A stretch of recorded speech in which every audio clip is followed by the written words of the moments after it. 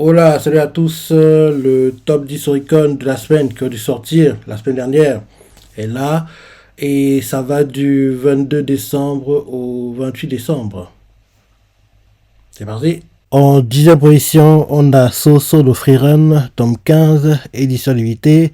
Et il a fait 24 848 ventes. Ça augmente son total de vente à 99 692 ventes. Il a perdu 8 places par rapport au dernier classement. Et là, actuellement, c'est sa deuxième application. Bonne vente pour le manga, après que le tome 14, il a fait 83 814 ventes. Le tout en 13 jours. Là, ce top c'est en 11 jours.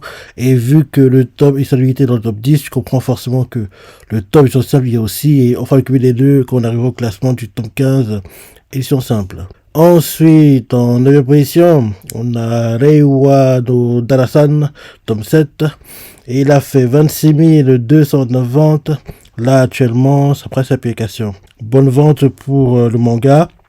Donc le tome 6, il avait fait 20 275 ventes, sachant que quand il est sorti, il y avait une différence avec les ventes totales. Les ventes totales étaient de 27 978 ventes, donc je crois par là qu'il y avait eu des préventes, mais officiellement, sa première application, il a fait 20 275 ventes, donc je comprends par là que les ventes du tome 7, là, c'est le record de vente en première application officiellement. Donc les 26 209 ventes sont le record de vente du manga, et l'ancien record était tenu par le top 6 avec les 20 275 ventes. Donc c'est bien pour le manga. Ensuite, en 8e position, on a Ikaru Gashi Danatsu, tome 8.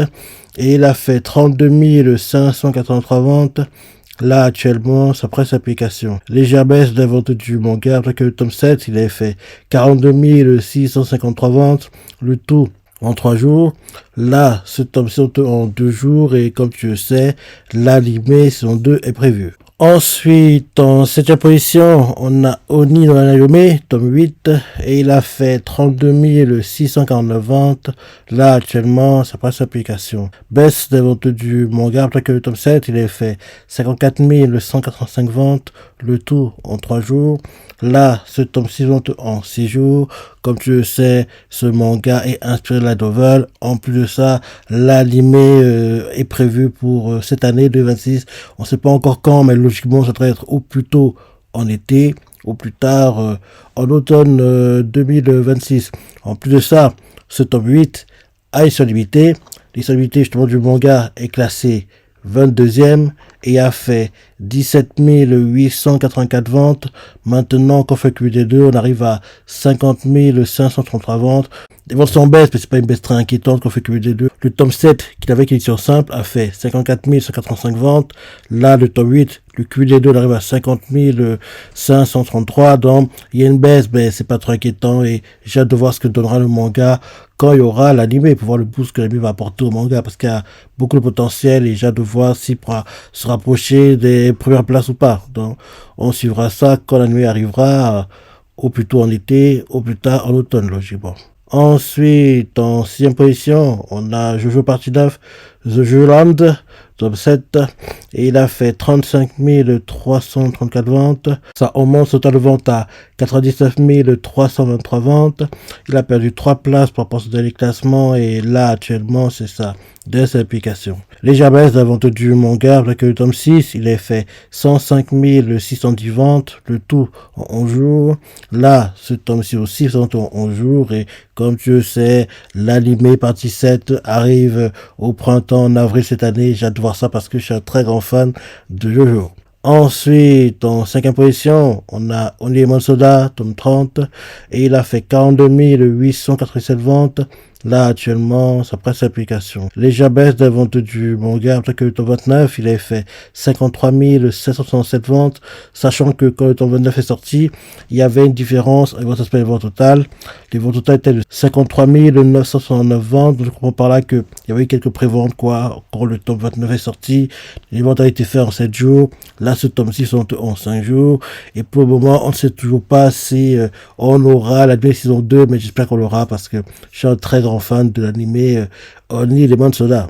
Ensuite, en 4e position, on a Soul Leveling, tome 23. et il a fait 52 873 ventes. Là, actuellement, c'est après sa publication et comme tu le vois, il y a une différence de les ventes totales. Les ventes totales sont de 53 026 ventes. Je comprends là qu'il y a eu quelques préventes et les ventes sont bonnes. Rappelez que le tome 22, il a fait 51 223 ventes. Pareil, quand il est sorti aussi, il y avait une différence de les ventes totales.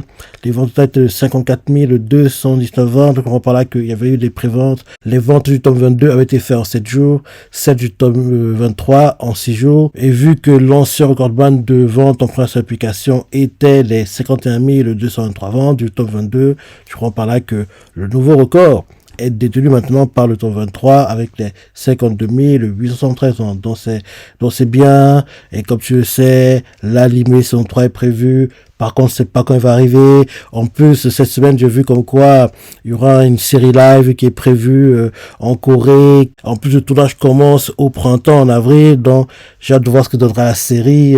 Et si je me trompe pas, d'après les rumeurs, il y aura 7 épisodes pour la première saison de Solo Leveling, la série live, quoi. Donc, faut juste espérer qu'ils vont bien, en gros, adapter la chose, quoi. On verra ça le moment venu, logiquement, courant 2027, quoi. Donc, il faudra qu'on suive ça l'année prochaine. Mais une série live est prévue et j'ai hâte de voir ce que ça va donner pour Solo Leveling. Ensuite, en troisième position, on a Kusuya Naruto Mamao no Kokyu Naruto Kitecho, tome 21, et il a fait 55 651 ventes. Ça augmente sa vente à 108 990 ventes.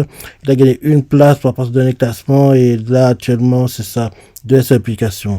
Baisse des ventes du manga, après que le tome 20, il a fait 128 159 ventes, le tout en 14 jours. Là, ce tome 6 en 10 jours. Et comme il dit, il y a 2 semaines, quand j'ai fait le top Oricon la semaine précédente, il serait temps qu'on ait un animé pour, en gros, cette série, quoi. Puisque la série principale, Kusuya Goto, est très populaire, donc ce serait bien que les spin-offs soient adaptés en animé. Ensuite, en deuxième position, on a Kataenaki no San Kensei Ninaru, tome 8, et il a fait 88 041 ventes. Là, actuellement, ça presse application. Bonne vente pour le manga, après que le tome 7, il a fait 83 361 ventes, le tout en 4 jours. Là, ce tome aussi en 4 jours. Comme tu le sais, ce manga est inspiré de la novel. Et comme tu le sais aussi, l'anime saison 2 arrive cette année. On sait déjà quand. Il est prévu pour le court été, donc juillet 2026. Donc, il arrive cette année dans cette tome. Et enfin, en première position, on a Solo Freerun, tome 15. Et ils sont simples cette fois-ci. Et il a fait 100 077 ventes. Ça augmente sa vente à 316 123 ventes. Au dernier classement, il était premier. Ce classement aussi, il est premier. Donc, c'est bien pour le manga. Donc, les ventes sont en baisse, hein, malheureusement. Les ventes sont en baisse. Rappelez que le tome 14, il a fait 384 606 ventes. Le tout en 13 jours. Et là, ce tome 100 en 11 jours. Comme tu le sais, l'anime 102 arrive la semaine prochaine. Donc, j'ai hâte de voir ça parce que je suis un très grand fan de Solo Freerun. Et comme tu sais aussi, le tome 15 est sur limité qui était classé 10e. Et qu'on fait que des deux pour le tome 15, on est à 415 815 ventes. Et pour le tome 14, on avait eu 468 420 ventes. Donc, je comprends que oui, il y a une baisse dans les ventes du manga, mais c'est pas inquiétant parce que, vu les hauteurs qu'il atteint, c'est toujours des très bons scores, quoi. Donc, il y a une baisse, mais c'est pas inquiétant pour Solo Freerun. Il sera intéressant de voir si l'anime saison 2 reboostera les ventes du manga ou pas. On sait pas, on verra ça. On aura des réponses à ces questions dans 2-3 semaines au plus tôt, quoi, pas avant. En gros, il faudra que l'épisode 1 sorte. Et il sort la semaine prochaine et on voit s'il y a un nouveau boost, des nouveaux lecteurs qui découvrent le manga à travers l'animé, un truc comme ça. Donc j'ai hâte de voir tout ça le moment venu. Donc voilà le top 10 des meilleurs mangas de la semaine. Maintenant pour le top 10 tout confondu, en première position, on a Solo Freerun avec 165 814 ventes. En deuxième position, on a Chainsaw Man avec 95 300 ventes. En troisième position, on a Kataenaki no San avec 89 631 ventes. En quatrième position, on a Kusuya Goto spin-off, 67 100 ventes. En cinquième position, on a Jujutsu Kaisen avec 64 900 ventes. Jujutsu Kaisen, en parlant de lui, l'anime revient aujourd'hui. En 6e position, Solo Leveling avec 61 930 ventes. 7e position, Caruana avec 55 214 ventes. En 8e position, My Hero Academia, 54 389 ventes. En 9e position, Blue Lock, 53 302 ventes. Et en 10e position, Orihime, 53 105 ventes. Donc, voilà le top 10 des meilleures ventes de mangas sur la semaine. Maintenant, ce top 10 des mangas que vous aimez ou pas. Frieren, animé. Chainsaw Man, animé. Katakiro-san, animé. Kisotogoto, le speed-off n'a pas d'animé, mais la série principale d'un animé.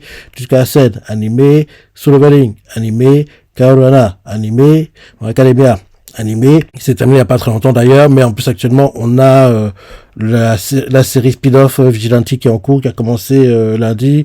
Blue Lock, animé. Et l'anime commence en juillet, en été cette année. Donc, entre guillemets, dans ce top 10, tous les mangas ont entre guillemets un animé. Enfin, Kusunoto Goto spin-off, il n'a pas d'animé, mais là, c'est pas un animé.